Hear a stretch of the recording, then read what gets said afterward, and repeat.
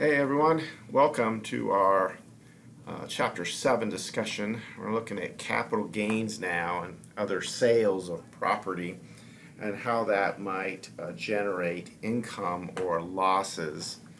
There's some special rules with regard to that. So it also is related a little bit to our business income, self-employment income we talked about in Chapter 6. You'll see that there's some reference back to some of the ideas we talked about in Chapter 6. So let's dive in here.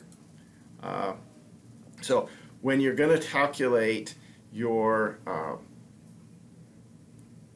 the gain on the sale or loss, you have to know what the basis is. So that term basis is the first kind of idea that you need to understand, and that is typically what you paid for an asset.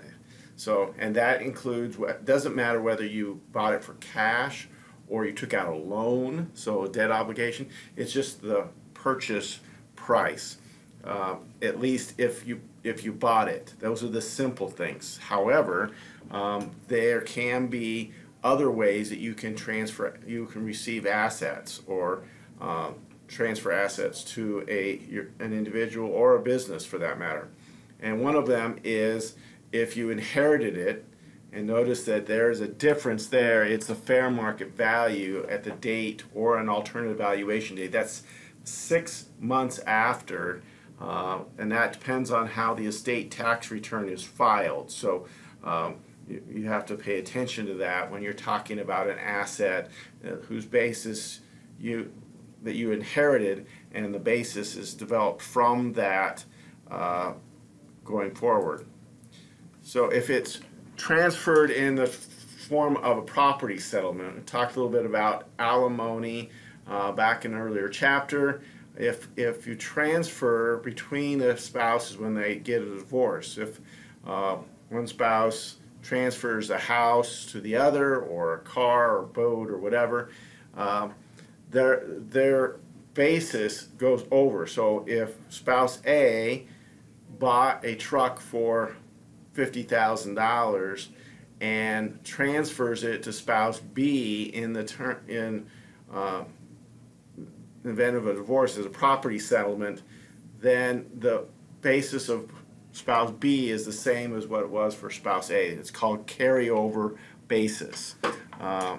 So now, if it's a gift, then you have a situation where if you received a gift and it is either one of two things. It is either the basis of the person giving you the gift.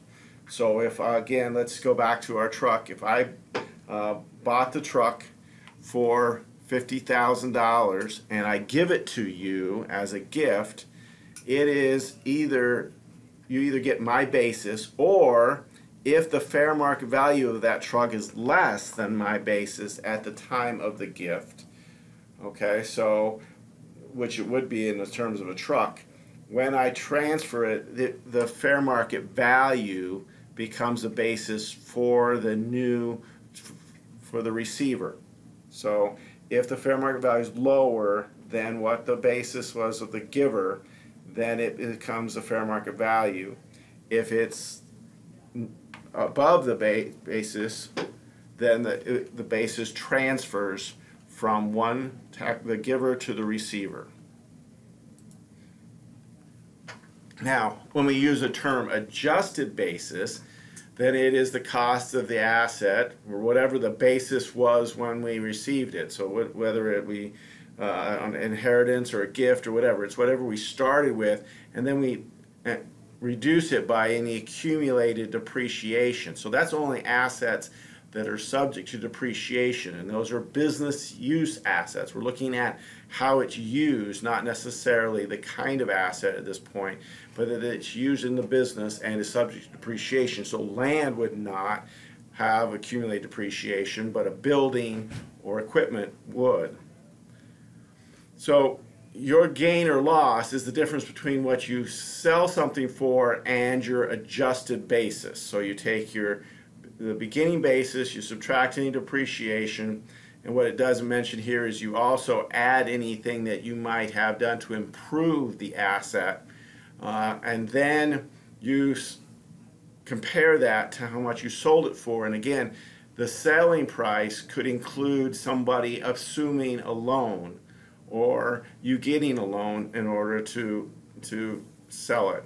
Okay, so or them to buy it. So it doesn't matter the form, it's all amounts you realized, and then you compare that to your adjusted basis to get your gain or loss. And if there's any selling costs, for instance, that are not mentioned here in this slide, any selling costs like commissions, especially on, say, real estate, that would be subtracted from the gain or added to the loss. So this is the idea that we are worried about what is used for. So a property that we're selling, we want to ask the question, the seller, what were they using for? Was it an investment? Was it in business? Was it personal use? Not so much the type of asset. That's what it means by form. We're talking about what it was used for, not what the type of asset is. However, the type of asset does come into play, especially in certain circumstances. But first thing answer is, what was it used for? Now, if it is a business, if it's used in business, then the sale of those is reported on the form 4797, which then flows to the Schedule D. Where Schedule D, if it's not a business property, okay, then that's where all gains and losses end up, and that flows to your 1040. So it goes from, if it's a sale of business property, it goes on 4797, flows to Schedule D, I should say, and then on to the 1040. If it's just regular assets, I mean, that don't have, it's not business property, then the detail of how much you sold it for, what you bought it for, all that kind of stuff is on Form 8949. Typically, that's where, especially if somebody who had bought and sold many, shares of stock or various investments, they would have a whole list on the Form 8949. That's what that was really designed for, is to record that in a very logical way, showing how much you paid, the dates, and all that good stuff of when you sold and bought things, your assets, especially when there's a lot of them. So now we look towards whether or not something is a capital asset. And this becomes important because the tax rates are different. So depending on whether it's an ordinary income property or a capital asset. Now, capital assets define the tax law by saying what it's not. All right? And if it fits the list of what it's not, then it must be an ordinary asset. So there's 8 exceptions. They're listed in your textbook. I want you to remember the most important ones, and that is inventory is not a capital asset. Anything depreciable, any depreciable personal property. Remember, it's not personal use property, but personal property means separate or different than real estate. Okay, depreciable personal property, equipment, computers, that sort of thing. Accounts receivable. You think that's an asset, right? But it is not a capital asset. And real estate used in a business. Those 4 are the ones that will are going to come up most often. Those are not capital assets. All right, so they have to fit into some other classification. Inventory, accounts receivable are ordinary assets. All right, and then depreciable personal property and real estate actually have their own special classification. Depreciable personal property, Section 1231 property, and real estate, Section 1250 property. But we'll come back to those ideas later, but they are not capital assets. So Section 1231, like I said, business asset, depreciable or non-depreciable property used in trade or business. has to be held for more than 1 year. If it is held for less than 1 year, it is treated, even though it's a business asset, as an ordinary income asset. So any gain or loss when it's sold in less than a year is treated like an ordinary gain or loss. So we talked about inventory, accounts receivable, ordinary. Even if they are sold outside the normal course of business, they would still, for instance, when they're classified, say you give away inventory as a charitable contribution. Inventory, because it's an ordinary asset, gets a different limit on the and how you calculate the amount that you get for giving it away is different than a capital asset like a share of stock. If you gave to charity inventory, it's going to be subject to different limitations, lower limitations, than if you gave stock, capital assets. So it's already affected when we were talking about charitable contributions. All right, but so it has application across the tax law. So no preferential tax treatment when it's sold in less than 1 year, but the losses are fully deductible. So that's the trade-off. If you get the ordinary income on one side, you get an ordinary loss on the other side. All right, and ordinary loss can be used to offset other income from your job or for other sources of income. Okay, capital assets, to truly be a capital asset, you have to hold it for more than 1 year. So that's what brings in what's called long-term capital gain. It has to be more than 1 year. How do you know how long you've held it for?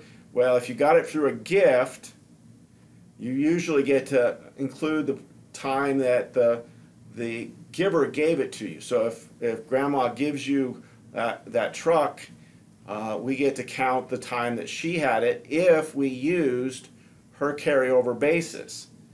If we use the fair market value, like we talked about earlier, then we actually have to start the holding period at the time of the gift.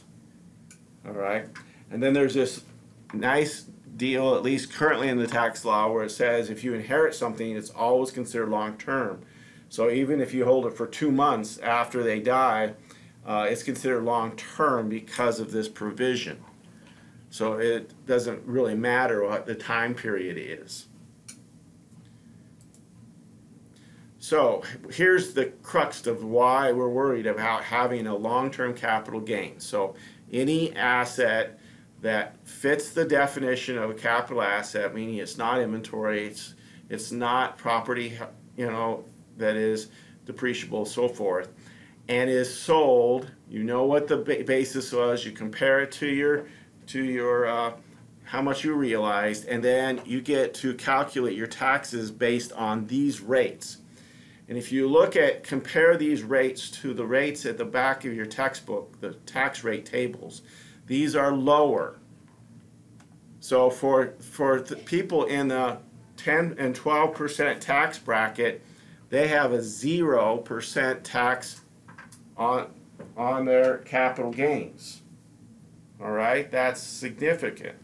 Now it's still included, and that's what's important to remember, it's still included in AGI, but it is a 0 tax rate. So what you have to do is calculate your tax on your regular income, calculate your tax on your capital gains, and then add it together, because there's different tax brackets and different tax rates. Now for depreciable real property used in business, they have a special, remember we said that they're section 1250, their gain on that is 25% up to the amount of the depreciation. Any amount above the depreciation, accumulated depreciation, is a long-term capital gain. And then for people who were collectibles, they decided that it's not give them quite as good a deal, and they have a rate for 28%, and small business stock is reduced. That's a special case, and they have a higher rate as well on the part that is actually included in your income, but part of it can be excluded. So how does this all play out? Well, you take your short terms and your against gains and losses are netted. You add up all, you look at all your assets you sold, you take your short-term gains and losses, that becomes are netted, and that goes to your ordinary income. Gains and losses are netted on the long term, okay, and that becomes a long-term capital gain or loss. And if it's a gain, then you are going to pay taxes at the rate that we talked about earlier. And if it's a loss, you get to deduct it, but only up to $3,000. So capital losses are limited to $3,000 per year. So that's kind of the drawback of having the capital gains tax at the lower rates, is you have losses that are limited. If it was an ordinary income, you could, obviously if you have income that or a gain that is taxed at a higher rate, but you can use the ordinary loss without limit of $3,000. Now, if it is a capital asset and it's short-term, okay, short-term capital asset sale, you get the worst of both worlds, meaning it's limited if it's a loss to $3,000, and if there's a gain, you don't get the lower rates. So it's a double whammy. So we're going to stop there and come back to part 2 of this and talk about where there is a, you might say, the opposite of that, where the best of both worlds, where you can have that situation.